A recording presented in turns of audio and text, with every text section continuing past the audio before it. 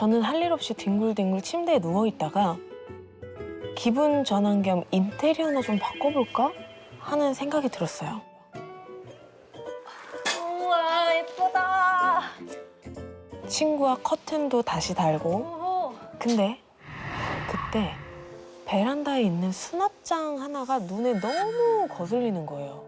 전에 살던 사람이 놓고 간 건지 이사 올 때부터 있었거든요.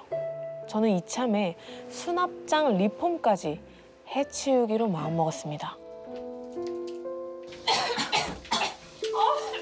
수납장에 묵은 때를 한 칸 한 칸 꼼꼼하게 닦고 이제 맨 아래 칸을 닦으려는데 갑자기 벽이 확 무너지는 거예요. 화들짝 놀란 저는 고개를 숙여서 안쪽을 자세히 살펴봤죠. 근데 그때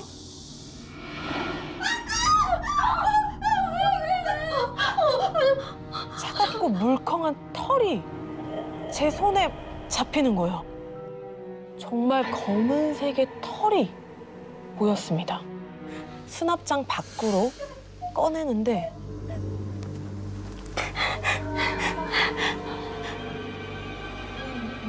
웬 작은 인형이었어요. 그리고 특이하게 인형의 눈에 청테이프가 칭칭 감겨 있었어요. 그 얘기 들었구나. 왜 이런 게 있어? 근데 이상하게 그 인형의 눈을 꼭 확인해 보고 싶은 거예요. 아니야, 좀 이상한 것 같아. 그냥 갖다 버리자. 테이프 한번 떼보자. 아니, 그걸 왜 떼? 그냥 버려. 한번 떼볼래? 과감하게 테이프를 확 뜯었습니다. 인형이 생각보다 훨씬 예쁘게 생긴 거예요. 귀여운데? 머리 정리를 한 다음에 책장에다가 잘 보이게 올려놨어요. 아, 이건 좀 그냥 갖다 버리는 게 낫지 않아? 왜? 예쁜데. 제가 인형을 좋아하는 편이 아닌데도 그 인형은 마음에 쏙 들더라고요. 그렇게 한참을 자다가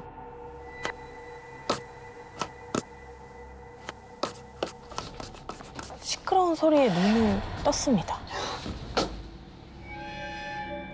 흰 옷을 입은 여자가 왔다갔다 하고 있는 거예요.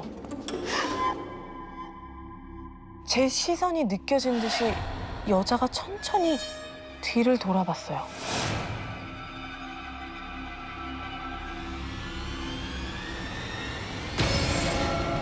찾았다.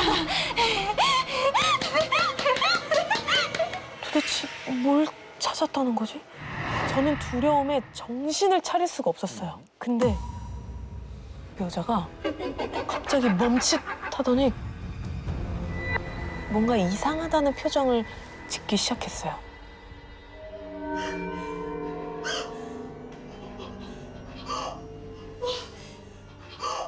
너 아닌데? 너 아닌데. 이번엔 진짜 마지막이다. 그러더니 뒤를 돌고 두 손으로 얼굴을 가린 후 천천히 10, 9, 8. 초를 세기 시작했어요. 마치 술래잡기를 하는 것처럼요. 2, 1.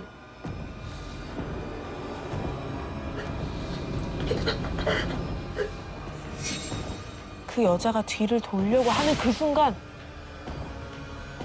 깜짝이야. 알람 소리를 듣고 눈을 뜰 수 있었습니다. 식은땀을 흘리면서 방 안을 이리저리 둘러보니까 아무 일도 없었던 것처럼 고요하더라고요.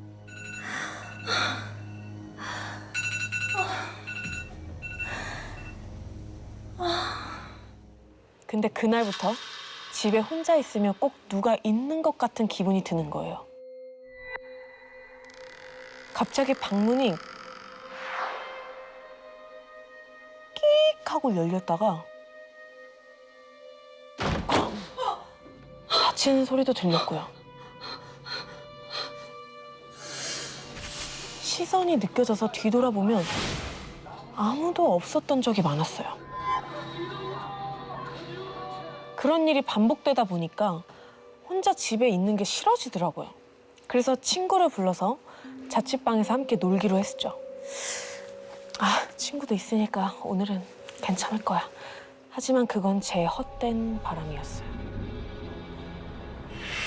갑자기 밀려드는 싸한 기운에 고개를 돌렸더니 10, 9, 8, 7, 6. 저번에 봤던 그 여자가 두 손으로 얼굴을 덮은 채 벽에 붙어 서 있는 거예요. 얼굴을 가리고 있던 손을 쓱. 저는 온몸이 굳은 채 저 여자를 올려다 봤어요. 왜 안 숨었어? 왜 안 숨었어? 왜 안 숨었어? 그리고 그 여자의 얼굴을 자세히 본 저는 심장이 정말 떨어지는 줄 알았습니다. 청테이프로 눈이 가려져 있던 인형과 똑같은 위치예요. 그 사실을 깨달은 저는 그대로 정신을 놓고 말았습니다. 일어나. 다음날 점심이 되어도 제가 일어나지 않자 친구가 흔들어 깨우더라고요. 일어나. 일어나. 저는 눈을 뜨자마자 그 인형을 확인했습니다. 인형의 눈 밑에 선명히 찍혀있는 점, 제 착각이 아니었어요. 내가 불길하다고 했잖아. 친구는 처음 봤을 때부터 불길한 느낌이 들었다면서 인형을 당장 제자리에 돌려놓자고 말했어요. 그리고는 무서워하는 저를 대신해서 인형을 수납장에 다시 넣고 안 보이게 나무 판자까지 세워줬습니다. 그런데도 마음이 놓이질 않았던 저는 부모님 집으로 도망을 갔어요. 가족들 얼굴을 보니까 긴장이 풀렸는지 피곤함이 몰려오더라고요. 그렇게 한참을 자는데 지난번에 느꼈던 그 소름 끼치는 기분이 또 온몸을 감싸는 거예요. 너무 무서운 마음에 눈을 꼭 감고 있었어요. 그 순간 누가 눈꺼풀을 확 위로 잡아당긴 것처럼 눈이 저절로 치켜 떠졌습니다.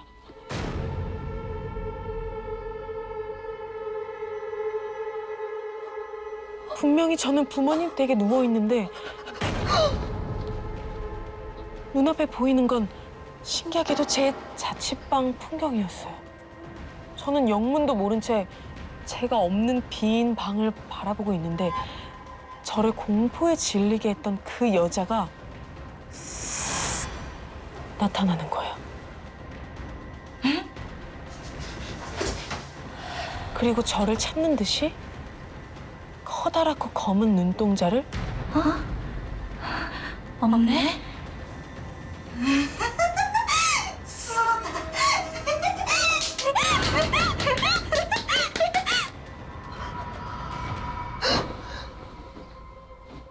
저는 그 순간 벌떡 일어나서 주변을 막 살펴보니까 아까 자고 있던 그대로 부모님 댁이더라고요. 이대로는 다시 자도 잠을 설칠 것 같아서 거실로 나가려고 일어났어요. 잡았다. 주춤주춤 뒷걸음질을 치는 저를 향해서 점점 다가오는 그 여자. 오지 마. 오지 말라고. 도대체 나한테 왜 이러는 건데? 저는 움직이지 않는 다리에 억지로 힘을 주면서 열린 문틈으로 도망을 쳤습니다. 숨이 정말 턱 끝까지 차오르고 다리가 정말 천근만근 무거웠지만 멈출 수 없었어요. 이 술래잡기에서 붙잡혔다간 정말 큰일 날 것 같았거든요. 하지만 자꾸만 느려지는 발걸음. 어딜 가? 이제 네가 술래야. 그 여자가 제 뒤에서 제 머리를 확 잡아채 저를 바닥에 눕혔고 제 관자놀이를 감싸더니 길다란 검지 손톱으로 두 눈을 찌르려는 거예요. 누나 괜찮아? 누나 나야 괜찮아? 나야 왜 그래? 그때 다행히 절 찾으러 나온 가족들이 달려왔습니다. 그러자 남동생이 조용히 이렇게 말을 하는 거예요. 누나 혹시 누가 그 인형이랑 술래잡기 중이었는데 자기를 못 찾게 일부러 그 눈을 가린 게 아닐까? 동생의 이야기를 듣자마자 부모님은 지금 당장 그 인형을 버리고 자취방도 옮기자고 하시더라고요. 결국 저와 가족들은 고민 끝에 인형의 눈을 청테이프로 칭칭 감아서 근처 산에 묻어버렸습니다. 두 눈이 가려져 있던 예쁜 인형. 그 인형은 정말 누군가와 숨바꼭질 중이었던 걸까요? 혹시 지금도 그 인형이 자신을 찾아줄 새로운 순례를 기다리고 있는 건 아닐까요?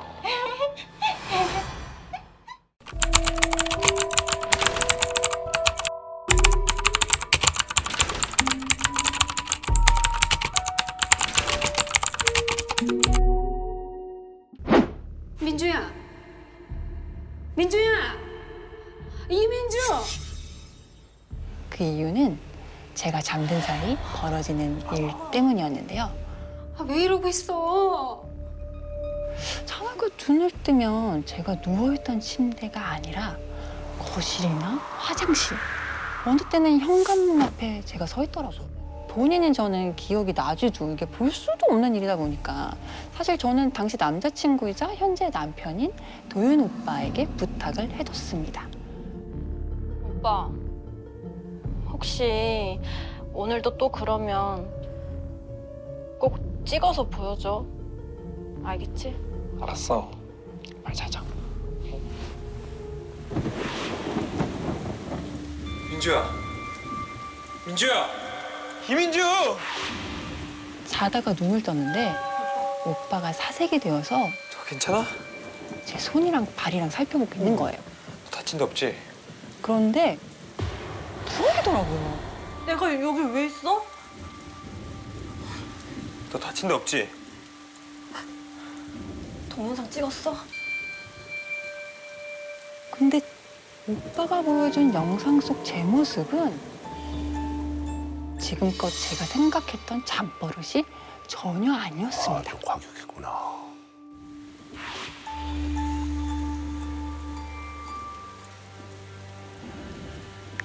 깜깜한 방문 밖에서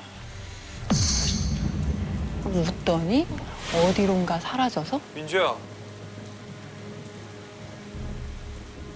오빠가 서둘러 따라 나가더라고요. 민주야. 민주야. 그리고 잠시 후 오빠가 발견한 저는 먹다 남은 케이크를 먹고 왜? 커피포트에 물을 데워서 제 발 아래쪽을 향해서 물을 붓고 있는 거예요. 혹시 목류병 아닐까? 내가 몽유병이라고? 그래서 조만간 병원에 가봐야겠다 하면서 생각만 하고 차일피일 미루던 어느 날이었어요.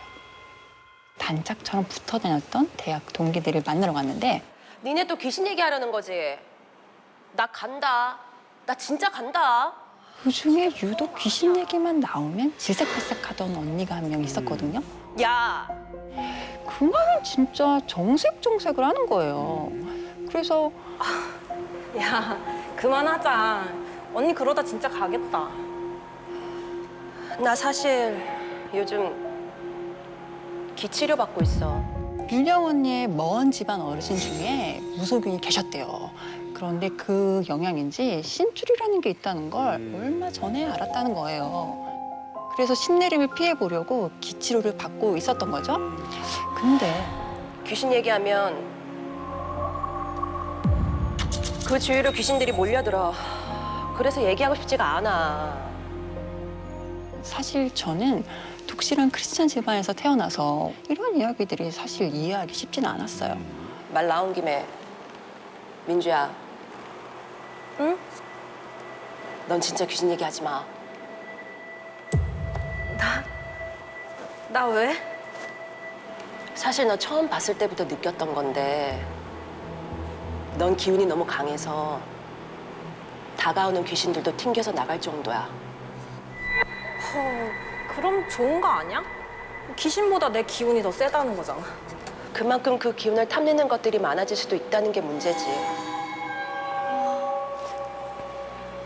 언니, 사실 있잖아. 그 순간 멀쩡하던 카페 천장 등이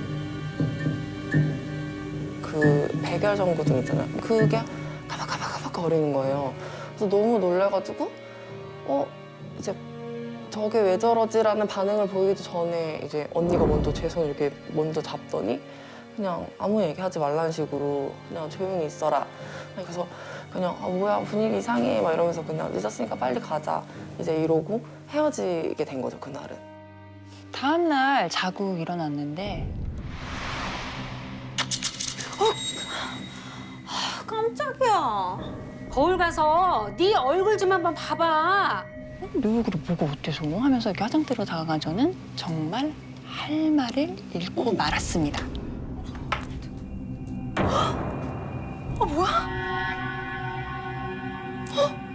제 얼굴은 마치 아이들이 엄마 몰래 이렇게 화장을 막 한 것처럼 야, 이거 장주가 또 그랬구나. 아니 이게 어떻게 된 일이지 싶어가지고 넋을 놓고 거울을 보고 있으니까 아니 밤에 엄마가 새벽에 물 마시러 나왔다가 네 방에서 하도 부시럭부시럭 대길래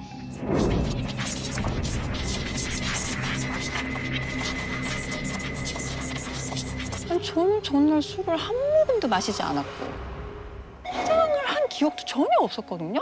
조금 심한 잠버릇이라 여겼던 제 행동은 무서움을 느낄 정도로 점점점 심해지고 있었습니다. 욕실에 들어가서 화장을 지우면서 하면서 땅이 꺼져라 한숨을 쉬고 있는데 엄마 아빠 지방 가는 거 알지?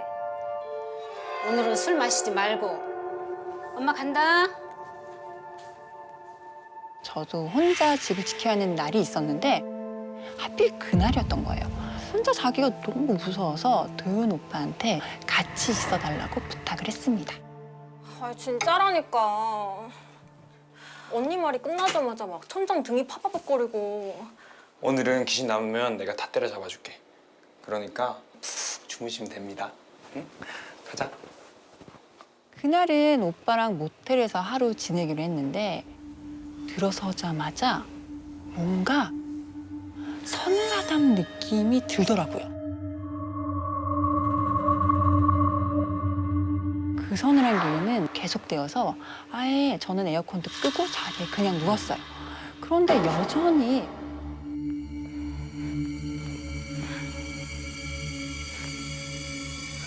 안 되겠다 싶어가지고 자리에서 일어나려는데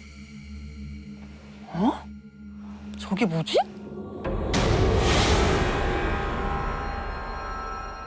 방금 뭔가 사람 같은 게 지나간 것 같은데? 일어났어.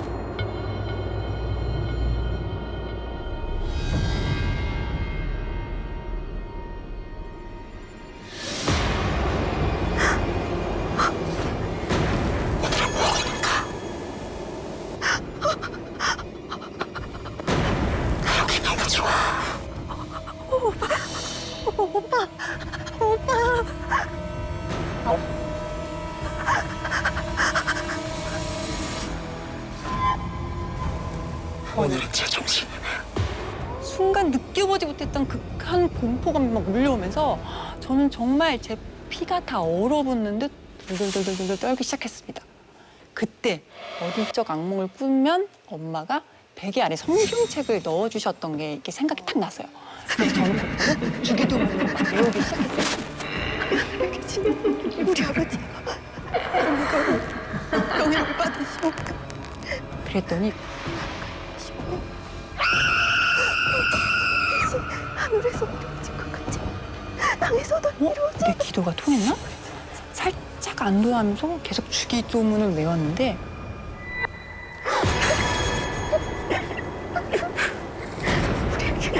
이루어지고 주시옵소서. 그것이 제 귀에 대고 알아들을 수 없는 이상한 말을 읊어대는 거를 제가 듣게 되었습니다.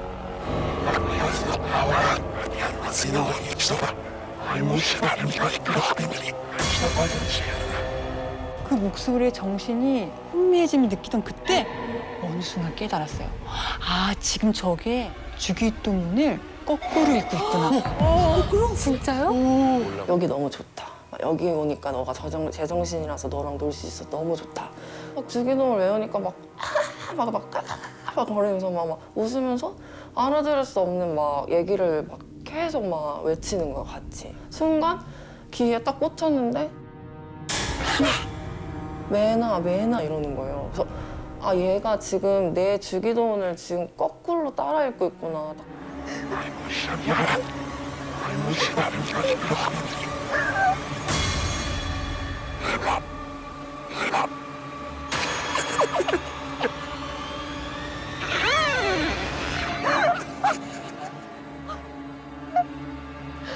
쓰러지고 말았습니다. 다시 눈을 떴을 때 야, 민주야! 사색이 된 도윤 오빠가 저를 물고 흔들어서 깨우고 있었고 괜찮지? 저는 어지럼증하고 구토가 한꺼번에 이렇게 몰려와가지고 계속 토를 해대는 바람에 결국 응급실로 향했습니다. 병원에 도착해서 안정을 좀 찾은 후에 도윤 오빠한테 어떻게 된 거냐고 한번 물어봤어요. 자다가 시끄러워서 일어났는데. 민주야, 뭐해? 민주야.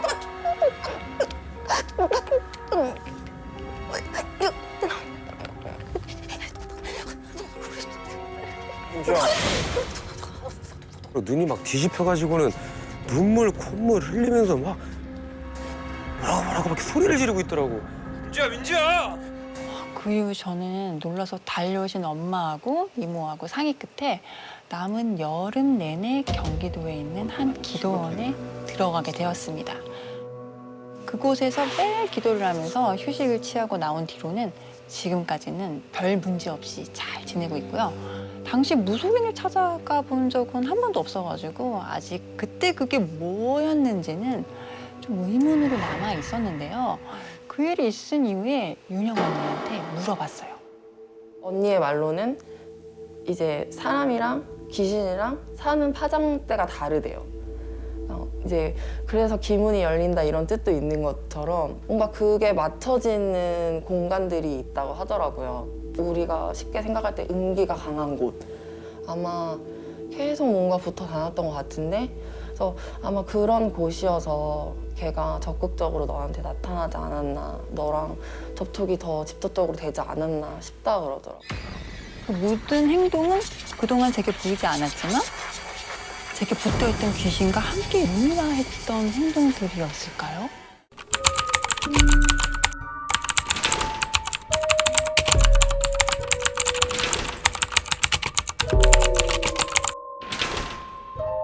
그때 당시에 아빠, 엄마, 그리고 미영 씨 세 식구가 같이 살 때 있었던 일이었어요. 미영 씨가 기억하는 엄마는 미영 씨가 말썽을 부려도 큰 소리 한 번 낸 적이 없었고 가족들에게는 항상 다정하고 따뜻했던 모습이었는데요.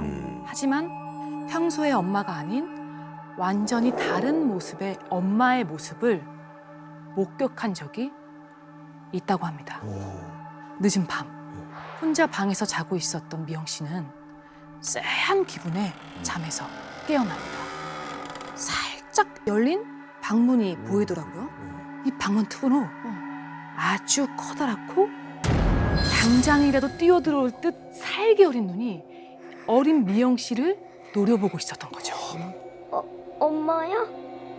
그 눈동자의 주인은 아무런 대답이 없었어요. 그런데 그때 여보, 거기서 뭐해? 아빠의 목소리가 들려왔어요. 방 안을 들여다보고 있었던 그 빨간 눈은 빨갛게 충혈된 엄마의 눈이었던 거예요. 그렇게 밤마다 엄마는 그 새빨간 눈으로 미영 씨 방 안을 너무 무섭다. 들여다보기 시작했죠. 그 사건이 일어나기 며칠 전이었어요. 집으로 걸려온 한 통의 전화로부터 이 모든 일은 시작이 됩니다. 네 어머니.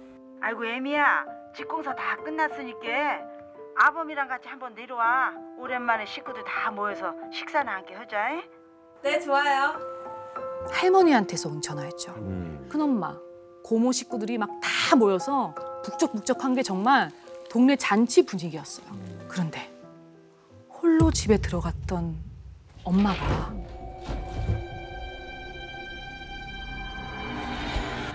모르는 사람이었지만 엄마 입장에서는 뭐 도와주러 온 동네 사람인가 싶어서 안녕하세요. 누구 찾아오셨어요? 저 서울에서 온 여기 둘째 며느리예요. 그런데 그 순간 그 여자의 두 눈이 완전히 새빨갛게 충혈된 눈으로 엄마를 죽일 듯이 쏘아보는데 뭔가 충격을 받은 것처럼 찡그린 표정을 짓더래요. 그 부엌에 어떤 이상한 여자 못 보셨어요? 이상한 여자? 누구? 그 검은 옷 입고 얼굴이 새하얀 여자요. 부엌 안쪽에 있는 거 같던데 못 보셨어요? 아무도 없을래. 엄마는 다짜고짜 큰엄마를 끌고 함께 부엌으로 갔어요. 아유 뭐가 있다 그래요. 그리고 그날 밤 미영 씨네 가족은 다 같이 작은 방에서 잠을 자고 있었어요. 문이 열리는 소리가 들리는 거예요. 누가 왔나? 그 소리에 엄마는 잠에서 깼죠. 순간적으로 문에서 나는 소리라는 걸 인지를 하고 문 쪽을 바라봤어요. 그 문틈 사이로 새빨갛고 커다란 눈이 방 안을 훔쳐보듯이 뭐를 찾는 것처럼 대굴대굴 눈 안에 굴리고 있더래요. 그리고 그 순간 문이 더 열리고 바로 아까 주방에서 봤던 그 검은 옷의 여자. 갑자기 기쁘다는 듯이 입이 찢어질 정도로 씩 웃더래요.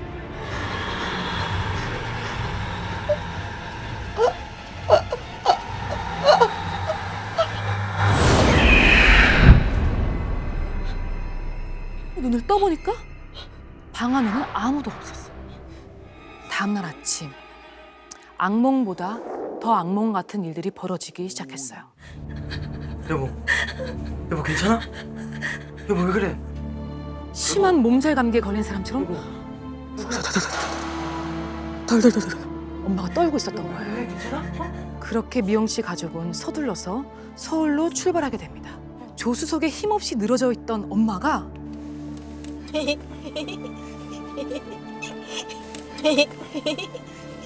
여보 괜찮아? 여보, 얼른 가자. 당신이랑 둘만 있고 싶어. 그래 가자. 엄마의 이런 낯선 모습에 어린 미영 씨는 섬뜩함을 느꼈어요. 그런데 더 이상한 건 병원에서 온갖 검사를 다 해봤지만 엄마의 증상에 대한 별다른 원인을 찾지 못했다는 거예요. 상태는 점점 더 악화되기 시작했어요. 이거 쉬웠네 이거. 낮에는 기운이 없이 이렇게 쭉 늘어져 있다가 밤만 되면 두꺼운 이불을 덮고는 사시나무 떨듯이 떨면서 눈틈으로 빨간 눈이 보인다고 뭐야? 계속해서 소리를 지르는 거예요. 계속. 엄마가 새빨갛게 충혈된 눈으로 방문 틈에서 노려보기 시작한 거예요. 8살이던 미영 씨는 그만 침대에 소변 실수까지 하게 됩니다. 너무 이제 뭐 스트레스 받아가지고. 엄마가 문틈 사이로 지켜보기만 한 게 아니었고 매일 밤 이 문이 조금씩 더 열리는 것 같았거든요. 엄마의 모습은 서서히 더 드러났죠.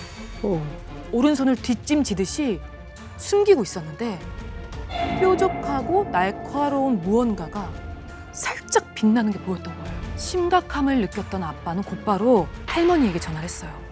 홍서, 혹시 이 여자 알아? 큰엄마가 보여준 건 아주 오래돼 보이는 사진이었어요.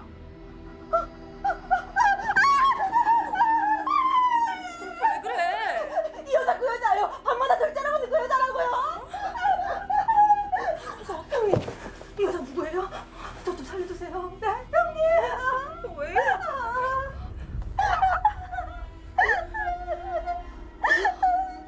사실 그 여자는 어렸을 때부터 아빠와 한 동네에서 자란 아빠의 첫사랑이었습니다. 정희야, 우리 학교 졸업하고 나면 결혼해서 같이 살자. 너희 어머니도 같이 모시고 살고. 진심이야? 당연하지. 둘 사이는 점점점 더 깊어져 갔고 동네에는 모르는 사람이 없을 정도였죠. 공인된 커플이었군요. 하지만 할아버지와 할머니는 둘 사이를 극구 반대했어요. 너 정말 몰라서 그래? 어? 악기를 신으로 받아가지고 미쳤다고 안 하냐? 걔 엄마가 저주를 걸고 다닌다고 동네에서 소문이 아주 흉흉이야. 사실 여자친구의 어머니가 무속인이셨는데 다른 무속인과는 좀 달랐대요. 휘청 휘청 반쯤 이렇게 풀린 눈으로 돌아다니면서 사람들한테 막 악담을 퍼붓고 다니는 거예요. 저주를 내고. 그러니까 사람들한테는 기피 대상이었던 거죠. 그치. 아빠의 첫사랑이었던 그 여자를 좋아하던 남자애들이 모두 안 좋은 사고를 당하거나 시름시름 앓게 됐다는 거예요. 공교롭게 또. 할머니는 혹시나 아빠한테도 그런 일이 생길까 봐 전전긍긍하셨다고 해요. 무섭지. 둘 사이를 갈라놓기 위한 할머니의 선택은 당시 서울에서 경찰관으로 일하던 큰아들 집으로 보내기로 하신 거죠. 아빠는 서울로 올라가기 전날 밤 그 여자를 몰래 만났대요. 정희야, 조금만 기다려줘. 내가 대학 입학하면 너 데리러 올게. 같이 서울 가서 살자. 기다릴게. 하지만 서울로 떠난 아빠는 기약이 없었습니다. 그렇게 아빠는 대학에 입학하고 군대에 입대를 하게 되면서 그 여자와 했던 약속을 서서히 잊어갔죠. 세월이 흘러서 새로운 사랑을 찾은 아빠는 엄마와 결혼을 하게 된 거였어요. 그 여자는 어떻게 귀신이 돼서 엄마의 앞에 나타나게 된 걸까요? 맞아요. 할머니와 할아버지가 생계를 위해서 고향인 천안집을 떠나 있는 사이 그 여자가 아빠의 결혼 소식을 전해 듣고는 아빠의 고향집 근처 나무에 목을 매달고 진짜? 스스로 목숨을 끊었다는 거예요. 그 여자의 마지막 눈길이 머문 곳은 아빠가 떠나고 없던 빈집이었대요. 그토록 사랑했던 아빠의 배신에 절망했다가 그러면서도 혹여나 아빠가 돌아올까? 애타게 기다리고 그리워하다가 결국에는 추운 날 홀로 세상을 떠나게 된 거죠. 시름시름 앓고 있던 엄마를 어떻게든 구해보려고 할머니는 용하다는 무당을 수소문해서 찾아갔다고 해요.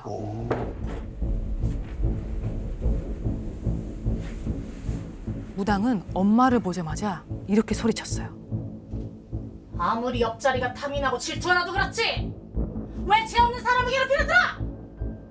엄마는 마치 다른 사람이 된 것처럼 한을 토해내듯이 울부짖기 시작했어요. 못 가! 나 혼자서 절대 안 가! 내 죄다. 응? 내 죄요. 그땐 내 새끼 생각만이었어. 얼마나 한이 맺혔을까. 그래도 우리 며느리는 잘못이 없잖여. 제발 살려간다오. 살려간다오. 아이고, 애미야. 하지만 엄마는 나아질 기미도 없이 바닥에 드러놓은 채 고통스럽게 몸을 뒤틀었죠. 밖에서 기다리던 아빠가 안으로 들어온 거죠. 엄마는 아빠를 똑바로 바라보면서 이렇게 입을 열었죠. 나 데리러 온다고 했었잖아. 꼭 기다려달라고 했었잖아. 난 당신만 믿고 우리가 함께 할 날만 생각하고 있었어. 난 단 한순간도 잊은 적이 없었어! 한참을 고개를 푹 숙인 채 서 있다가 떨리는 목소리로 이렇게 말했다고 해요. 정희야, 미안하다. 내가 약속을 못 지켰어. 정말 미안하다.